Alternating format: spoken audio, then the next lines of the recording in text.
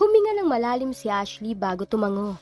Wala namang ibang makakakita sa kanila ni Justin, kaya pinagbigyan na niya ito upang hindi na siya kulitin pa ng lalaki. Ngunit bigla siyang kinabahan nang maramdamang may ibang taong nakatingin sa kanya. Sinundan ng tingin ni Melissa kung saan nakatanaw si Marlon. Nanlaki ang mga mata niya nang makita si Ashley at kasama si Justin sa isang table. Mabilis na ibinaba ni Ashley ang kamay na nakapatong sa lamesa nang mapansin na doon nakatingin si Marlon. Nakalimutan niyang nakapatong pa doon ang kamay ni Justin. Mabilis na nilapitan ni Melissa ang dalawa at nanguusig ang tingin sa mga ito. Anong ginagawa niyo dito at bakit magkasama kayo? Hindi alam ni Ashley kung anong isasagot sa pinsan. Tiyak na marumi na naman ang nasa isip nito ngayon. Ayos lang sa kanya yon. Pero dahil nandun si Marlon, ayaw niyang mapagbintang ang mga agaw. Mali ka nang iniisip. Magkasama kami ni Ashley dahil they have a business meeting. Kaya ito ang napili kong pagdalhan sa'yo dahil alam ko nandito sila. Si Marlon na ang nagtuloy sa sasabihin ni Justin. Awang ang bibig na napatitig si Ashley kay Marlon. Madilim ang aura ng mukha nito at alam niyang hindi nito nagustuhan ang nakitang tagpo kanina. Pero bakit siya pinagtatakpan nito ngayon sa kanyang pinsan? Maging si Justin, halata ring nagulat sa ginawa ni Marlon. Malamang nagtataka na ito kung bakit mukhang iniiwas siya ni Marlon sa gulo. Sa una, nagdududang nagpalipat-lipat ang tingin si Melissa kina Ashley at Justin. Pero nang maalalang nakita kanina si Justin sa kumpanya ni Marlon, nabawasan ang duda niya sa dalawa. Nagtatanong ang tinging ipinukol niya kay Marlon. Naitanong kung bakit ang dalawa ang napili at tungkol saan. Sa halip na sagutin ang tanong ni Melissa, tinawag ni Marlon ang waiter at pinaayos sa lamesa ang pangdalawahan lang at ginawang apatan. Inis na po si Melissa at sira na naman ang kanyang araw dahil kay Ashley. Natuwa na sana siya kanina at sumama sa kanya si Marlon. Yun naman pala, may makakasalo sila sa pagkain. Tahimik na kumain si Ashley habang pinakikiramdaman si Marlon na nakaupo sa kanyang tabi. Mukhang siya tuloy ngayon ang kadate nito sa pagkain. Hindi na siya nag-abalang tingnan ng pinsan at ramdam niya ang galit nitong mga titig. Matapos kumain, nag-excuse si Marlon kasama si Justin. Kinuha yung pagkakataon ni Melissa upang usigin ang pinsan. Ang kapal din naman ng mukha mo. Bakit ka bumalik sa kumpanya ng fiancé ko? At alam kong gumagawa ka rin ng paraan para masira ang relasyon nila Beauty at Justin. Hindi ako katulad yung magkapatid, kaya wag mong ibintang sa akin ang gawain yung dalawa. Naging matalim na rin ang tingin niya kay Melissa. May asawa ka na nga, kaya wag ka lumandi sa pag-aari namin. Nangangalit ang ngipin ni Melissa at nakipaglaban ng mainit na titig kay Ashley. Tumawa si Ashley at natutuwa sa galit na nakikita sa mukha ng pinsan. Sumandal siya sa kinauupuan habang hindi hinihiwalay ang tingin dito. Alam mo bang alis ng bansa si Justin para makawala sa pamilya mo? Anong ibig mong sabihin? Biglang nabahala si Melissa para sa kanyang kapatid. Well, naaawa lang ako sa iyong kapatid. Kahit alam niyang hindi siya mahal ni Justin, pinipilit ang sarili sa lalaki. Hindi totoo yan! Agil niya kay Ashley. Nakakainsulto ang ngiting nakapaskil sa labi ni Ashley at pailalim na tinignan ng pinsan. At ikaw, obvious na ayaw rin sa'yo ni Marlon. Pareho kayo ng iyong kapatid na nagmahal ng maling tao. How dare you? Ngumiti si Ashley nang mapalingon sa gawin nila ang ilan na kumakain roon. Mabilis na hinamig ni Melissa ang sarili at ayaw niyang makalikha ng ingay muli. Hindi ako mabubuntis ko hindi ako mahal ni Marlon. At ang tungkol kina Beauty at Justin, kaharap ka ng pinili niya ang aking kapatid. Ikaw mas nakakaawa dito kaysa sa amin. Bakit? Dahil hindi ka magawang ipakilala sa publiko na naging asawa mo. Well, hindi ko naman pinapangalandakan ang lalaki sa buhay ko. Di ka tulad sa inyong magkapatid. Nagkibit balikat si Ashley bago dinampot ang handbag na nakapatong sa tabi ng kinauupuan. Nagpupuyo sa galit ang kalooban ni Melissa nang tumayo na si Ashley at iniwan siya. Hindi niya alam kung nasaan na si Marlon. Ilang sandali pa, lumapit sa kanya ang driver ng binata. Miss Melissa, ihatid ko na po kayo kung saan niyo gusto pumunta. Nasaan na si Marlon? Luminga si Melissa sa paligid. Nagkaroon po ng emergency sa bahay nila si Sir Marlon, kaya inihabiling kanya sa akin. Magalang na sagot ni Jomar sa dalaga. What? Iniwan niya ako dahil sa anak niya? Hindi makapaniwalang tanong ni Melissa sa driver. Hindi niyo po dapat kine-question o ipagtaka ang bagay na yan dahil anak niya po yun. Napipilan si Melissa. Ang lakas ng loob talaga ng lalaki at hindi natatakot magsalita para pamukhaan siya. Ayaw niyang mapahiya pang sarili dito, kaya nauna na siyang lumabas ng restaurant. Hindi mapakaling naghintay si Ashley sa kanyang sasakyan. Kanina nang makasalubong si Jomar, nagbili nito na kailangan niyang hintayin si Marlon. Napatuwid siya ng upo mula sa loob ng kotse nang makita ang paglabas ni Jomar, kasama si Melissa. Hindi niya alam kung nasa na si Marlon. Si Justin, nakita niya kaninang nauna nang umalis. Napasunod ang tingin niya sa sasakyan ni Marlon nang umalis na yon. Ilang segundo pang lumipas, gulat siyang napatingin sa bintana nang may kumatok doon. Nakilala niya si Marlon kaya agad niyang binuksan ang pintuan. Ako magmamaneho. Mabilis na bumaba si Ashley sa takot na magalit na naman ang binata. Ang dilim pa rin kasi ng aura ng mukha nito. Saan tayo pupunta? Nahihiyang tanong niya sa binata nang magsimula ng umandar ang sasakyan. Nautal pa siya dahil parang nanuyo bigla ang kanyang lalamunan. Bakit ka sumama sa lalaking yun? Napalunok ng sariling laway si Ashley at kumabog na naman ang dibdib dahil sa kaba. Kinabahan siya dahil malamig pa rin ang pakikitungo sa kanya ng binata. Paano kung wala ako nang makita ka ng iyong pinsan at kasama lalaking yun? Patuloy na tanong ni Marlon. Napasimangot si Ashley at nabawasan ang kaba. Napalitan din ng inis. Magkasama lamang kami dahil may importante pinag-usapan. Kung nagagalit ka dahil may ibang lalaki akong kasama, ikaw rin naman na ibang babaeng kasama. Binagalan ni Marlon ang pagpapatakbo ng sasakyan at salubong ang mga kilay na niligo ng dalaga. Alam mong may obligasyon ako sa iyong pinsan. At wala naman sa kontrata natin na bawal na ako makipag-usap sa ibang lalaki, di ba? Pangangatwiran niya rin. Except that man, may diin na sabi ni Marlon. Kung katulad ka lang din ng pinsan ko na marumi ang iniisip dahil magkasama kami ni Justin, ibaba mo na ako dito. Himig na tabangan na rin siya na makipag-usap sa binata. Mabilis na kinabig ni Marlon ang manubela at itinabi ang sasakyan sa gilid ng kalsada. Gulat na napahawak si Ashley sa unahan. Kamuntik na siyang mapasubsob sa dashboard dahil sa ginawa ni Marlon. Nang lingunin niya ito upang sitahin, muli niyang naitikom ang bibig. Ang talim ng tingin sa kanya nito at alam niyang galit ito. May tiwala ako sa iyo pero sa lalaking yun wala. Ayoko lamang madumihan ang pangalan mo dahil darating ang araw na malalaman ng lahat na ikaw ang asawa ko. Nasaktan si Ashley sa mga sinabi ni Marlon. Kung ganun, mas inaalala ng lalaki ang pangalan nito. Mas mahalaga dito ang magiging reputasyon niya dahil dala na rin niya ang pangalan nito. Napabuntong hininga si Marlon nang mapansin ang pananahimik ng dalaga. Ramdam niyang nagdamdam ito at ayaw na siyang kausapin pa. Nakaramdam siya ng frustration. Hindi alam kung ano ba ang nasabi para masaktan ng hustong asawa. Gusto niya rin pakalmahin ang sarili, kaya hinatid na niya ito sa bahay. Hindi siya pumayag na dumaan pa ito sa kung saan. Padabog na bumaba ng sasakyan si Ashley. Naiinis siya kay Marlon dahil ayaw siyang pababain sa kumpanya ni Ralph.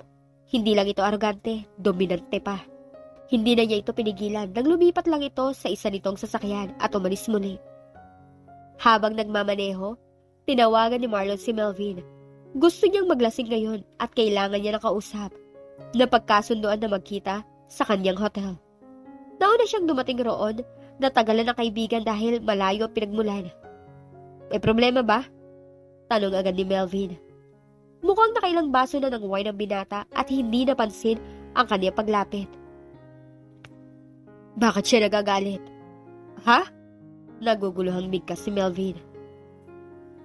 Gaano niya kamahal ang lokong yun at hindi niya matanggihan ang imbitasyon?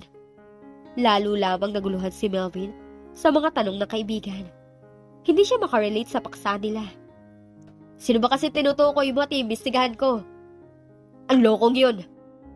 Napasunod ang tingin ni Melvin kung saan nakaturo ang kamay ni Marlon.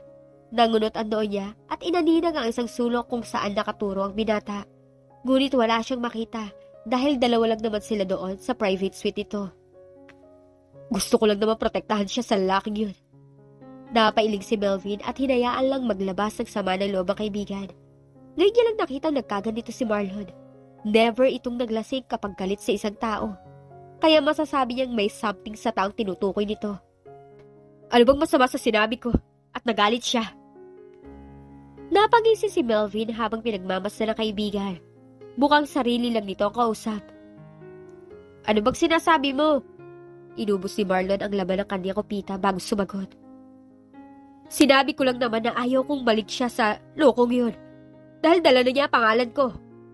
Naintindihan na ni Melvin kung sino tinutukoy ng kaibigan. Napangiti siya at natuwa dahil sa wakas, lumambot na rin ang puso nito. Tumagay na rin siya ng alak at uminom bago binigyan ng payo ang kaibigan. Sa pagkakataong to, magkaharap sila bilang magkaibigan. Pare, ang babae kasi sensitive.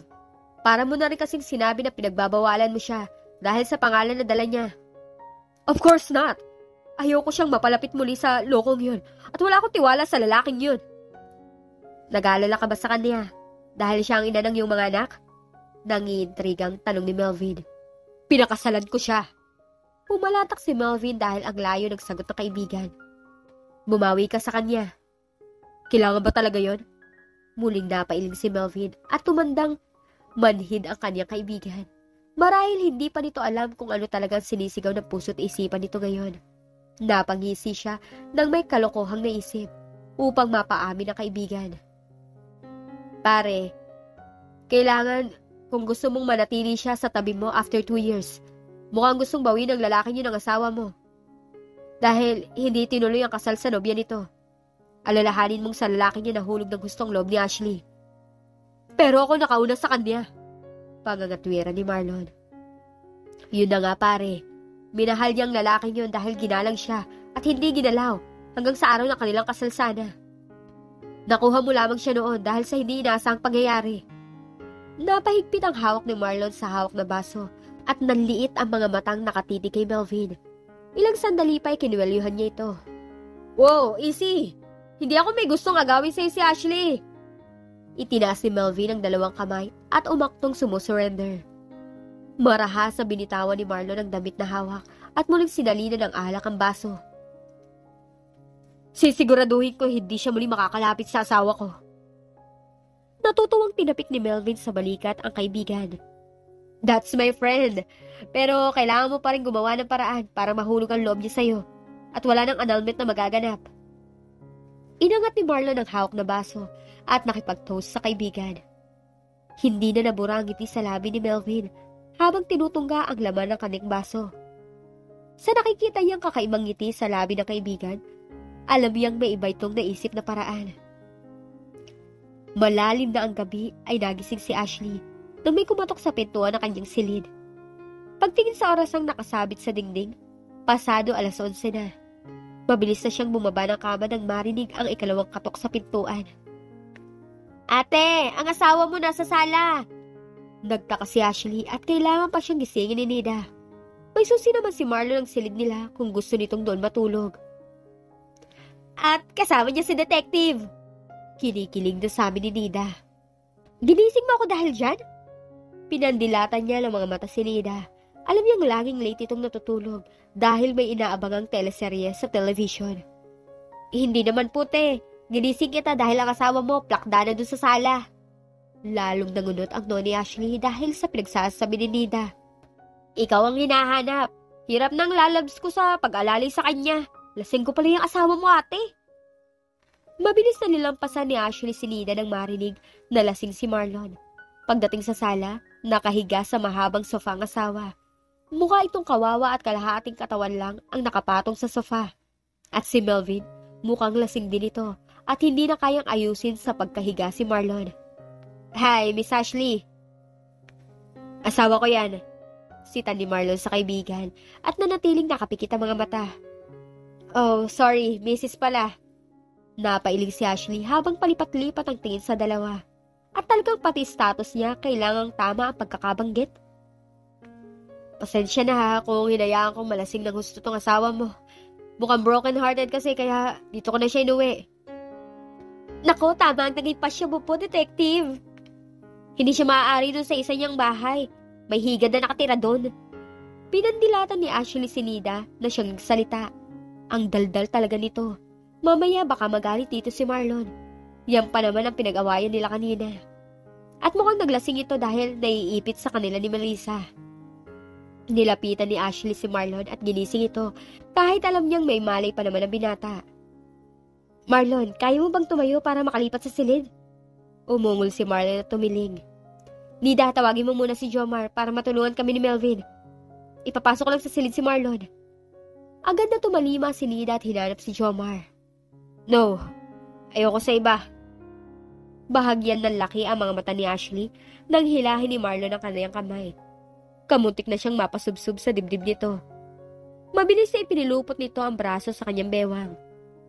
Agad namang dinaluhan ni Jomar ang amo nang makitang nahihirapan si Ashley na ibangon ito. Si Melvin mukhang tulog na nang nakaupo sa kabilang sofa. Salamat. Hinahapon na papasalamat ni Ashley kay Jomar. Inayos niya ang pagkasampay ng isang kamay ni Marlon sa kanyang balikat. Umalalay lang si Jomar sa amo dahil ayaw magpahawak sa iba. Naawa siya bigla sa asawa ng amo. Halatang nahihirapang umalalay sa asawa nito. Kamuntik pang matumba ang mga ito at mabuti na lang naging maagap siya. Kaya niyo na po ba, ma'am? Tanong ni Jomar sa dalaga nang makapasok na ang mga ito sa silid. Tumango si Ashley, nagpatuloy sa paghakbang kasama si Marlon. Tama lang na narinig niya ang pagsara ng pintuan nang sabay silang matumba ni Marlon sa kama. Ay! Marlon, bitawan mo na ako! Nagpumiglas siya nang hapitin siya nito sa batok. Itutulak na sana niya ang katawan nito palayo sa kanya, ngunit natigil nang magsalita ito. Mahirap ba ako mahalin? Ano ba klaseng tanong yan? Nag-iwas siya ng tingin sa namumungay na mga mata ni Marlon. Bitawan mo na ako para makakuha ng pamalit mo. Kiss mo muna ako. Pinahaba pa ni Marlon ang kanyang nguso. Hindi makapaniwalang napatitig si Ashley sa mukha ng asawa. Parang ibang tao ito ngayon at naging makulit. Alam niyang lasing ito pero hindi sumagi sa kanyang isipan na may ganitong side sa ugali nito. Hindi mo magawa dahil ang lokong yun pa rin na mahal mo. Sa pagkakataong to namilog ang mga mata ni Ashley. Tinapik niya ang pisngi ng asawa upang gisingin ito. Hindi ako nahihibang, seryoso ako. Itinukod ni Ashley ang dalawang palag sa dibdib ni Marlon. Inalis nito ang kamay na nakapulupot sa kanyang leeg at lumipat sa bewang. Sa halip na umalis, umayos siya ng pagkakaupo sa dalawang hita nito. Nagsiselos ka ba? Alam niyang imposible pero nakatuwaan niyang tuksohin ang binata. Bihira ang pagkakataong to kaya susulitin na niya habang lasing si Marlon. Ang hindi niya magawa ay maaari niyang gawin ngayon dito. Ako? Nakaangat ang dalawang kilay na tinurong sarili. Nagseselos? Bakit naman ako magseselos sa loko ngayon? Di hamak na gwapo naman ako sa ex mong yun. Lalong napangiti si Ashley dahil obvious sa boses ng binata na naaasar ito kay Justin. Ang cute lang kasi nito at mukhang si Gabby ang kausap niya ngayon. Naglasing ka ba dahil nagalit ka at sumama ako kay Justin? Ang kulit! Inis na tumuwid sa pagkaupo si Ashley at tangkang bababa na. Ngunit biglang bumangon si Marlon at sa isang iglap lang, nagkapalit sila ng pwesto. Napamulagat siya ng mapagtantong posisyon nila. Marlon, ano ginagawa mo? Hindi niya nagustuhan nang ngumiti ito sa kanya. Ngiting may kahulugan.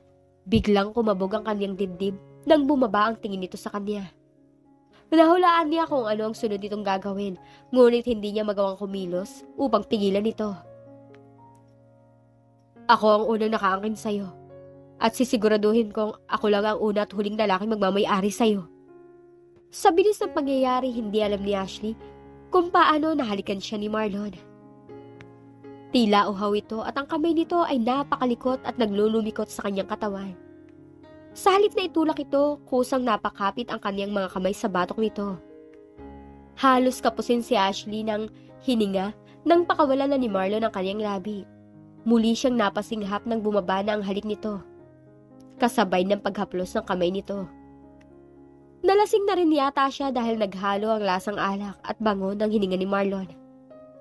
Marlon, kapag itinuloy mo yan, hindi na ako makakapahing na mapunta ka kay Melissa. Banta niya sa binata. Napangisi si Marlon at nagustuhan ang pananakot sa kanya ng asawa. I'm yours, honey. Para kiniliti ang puso ni Ashley sa narinig. Siya na ang kusang kumabig sa batok ni Marlon at hinalikan to sa labi. Parehong namumungay ang kanilang mga mata nang magsalubong ang kanilang pangningin. Hindi niya magawang ihiwalay ang tingin sa nag-aalab na mga mata ng asawa. Habang nananalaytay sa bawat himaymay ang tila kuryenteng nagmula sa palad ni Marlon. Hindi malaman ni Ashley kung dapat ba siyang magreklamo dahil sa sakit o kung anumang magandang nararamdaman. At doon ay nagsimula ng muling angkinin ni Marlon si Ashley. Ano nga kaya ang kahihinatnan ng gabing ito sa kanilang dalawa? Malalaman na kaya ni Melissa kung sino ang asawa ni Marlon?